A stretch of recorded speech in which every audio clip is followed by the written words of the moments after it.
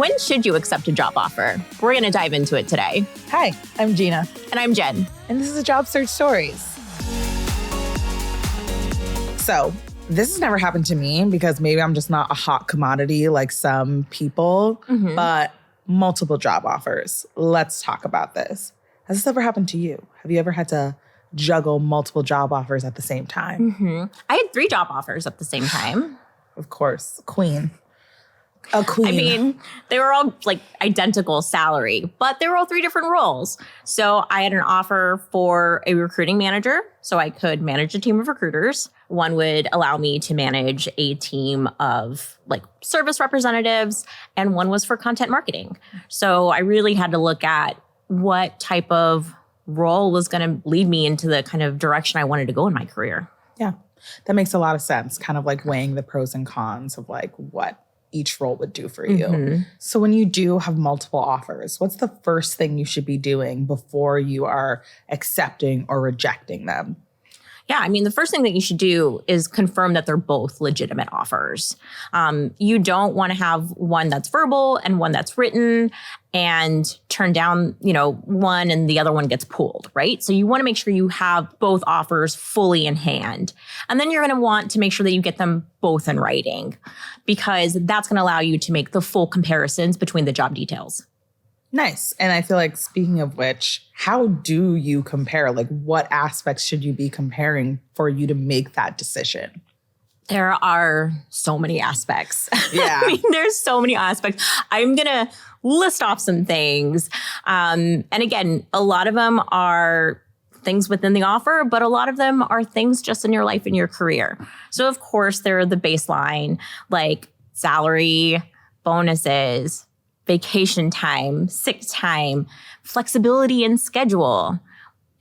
Does one have a commute and one doesn't? So looking at the location, looking at health insurance. Then you're looking at things like company values, opportunities for growth, job security. Is one in an industry that's a little bit more stable than the other? For some, you might consider working at a startup versus working at a more mature company. And so you really have to look at kind of all of these things and don't exclude looking at the actual job responsibilities and seeing if one is going to offer you more challenging work that you might find more fulfilling than the other. Yeah, that makes a lot of sense. And I feel like for any job seeker, a lot of it's going to have to do with like their personal priorities, which is something that you say a lot. Like it's all about who you are as a person and what you need out of a job. And this is something that you obviously had to do, which you kind of mentioned before. All the job offers you had were in different industries. So how do you determine which job is for you when they're in different industries? Yeah, I mean, you've got to compare. You got to compare them. Yeah. Yeah. That's it. I mean, that's the answer. Yeah. You just compare. But is there like a specific tactic that you could give to somebody if they're like, ooh, like, I really don't know how to choose? Because also I'm assuming if someone's like applying for jobs in different industries, they're probably someone who's looking to switch careers. And they're also someone who like really is indecisive about what industry they want to be in and like what are the benefits of each, Yeah. I mean, a really personal example is mine moving from career coaching in higher ed to career coaching in tech. Right? 2 very different industries. When I was weighing those, I looked at financial opportunities. When you work in higher education, very fulfilling. It's so gratifying to work with university students, but the pay can be really stagnant. And when it grows, it doesn't grow quite as high and as quickly as it does in tech. So of course, salary is just one thing that you can measure. You can also look at stability in the market. Sometimes certain industries are doing better than others. Of course, during the pandemic, kind of retail, tourism, all took a hit.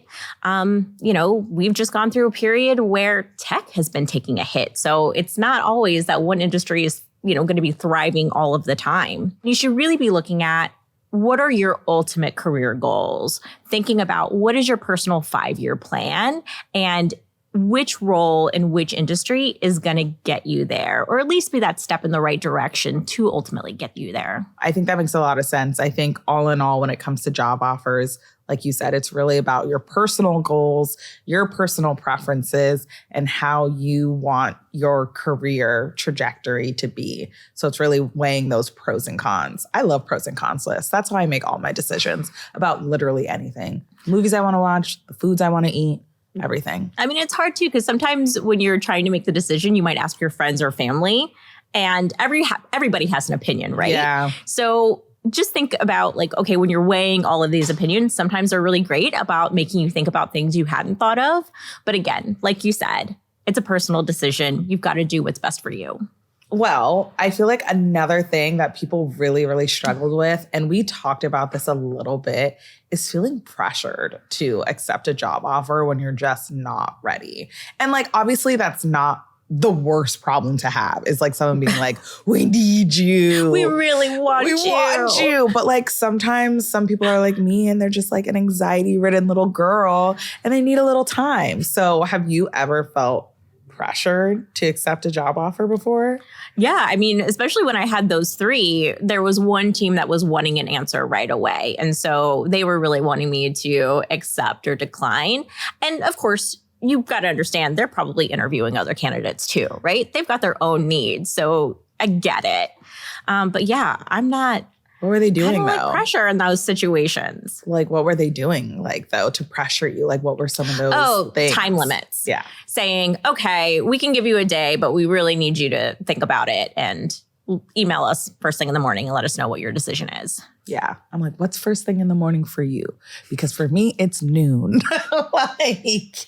No, but I'm serious. When it comes to answering emails, I'm like, I don't answer emails. Yeah, I know. I saw your inbox.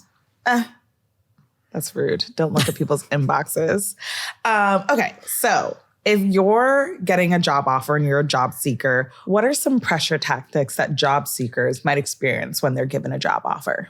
Sure. I mean, a common one is the one that I experience, right? Tight timelines. They want you to make a decision right away, and they might be pressuring you to give them an answer on the phone or giving you just that one night or the 24 hours to think about it. So it happens pretty commonly. Another one might be highlighting competing job offers. They might be saying to you, okay, you're our number one choice, but we have somebody else who's ready to go. We have somebody else we're ready to give an offer to. And so that might pressure you to accept without fully reviewing the offer itself. You're just like, okay, I don't want to lose this. And they've already got somebody else. So I should definitely say yes now. You still want to take your time. Another stress could be on salary limits. They might say something like, okay, well, we've got budget for this now, but we don't necessarily, we don't know how long we're going to be able to. If we don't lock this down, they could take that budget away. And then, of course, there's the pressure that you put on yourself. Have you ever heard of the sunk cost fallacy? No. So it's essentially this idea where somebody will continue to, make maybe not necessarily logical decisions when they've already invested a lot of time into something. And we invest a lot of time in interviews, right? The job search process goes on, for a very long time. And so sometimes we put the pressure on ourselves to where if we've already gone through 5 rounds of interview with this company, it's taken us 2 months to get here, we just want to lock it down so that we can just say like, great, I don't have to job search anymore. That makes a lot of sense. Like they can be putting pressure on you, but you can also be putting pressure on yourself. Yeah. Right. Okay. So these pressure things are happening while you're in the job offer stage. Mm-hmm. What are some things that job seekers can do if they just need a little bit more time? Yeah. You ask for it. You really do. And whenever you want to ask for more time, you definitely want to express gratitude. You want to express excitement for the role. Like you really are excited to get it. If they've given you a verbal offer, ask for the offer in writing because that will usually take a day. The recruiter might not have it on hand. They're going to have to get that from HR. So there's a little bit of coordination that takes place. Then you ask for a reasonable amount of time. So if you receive an offer on a Friday, you could ask to be given over the weekend to review it. If you've been given the offer on a Monday, then you could ask for the week. And be sure to offer an explanation. Let them know, maybe you're weighing other offers, and that's okay to admit.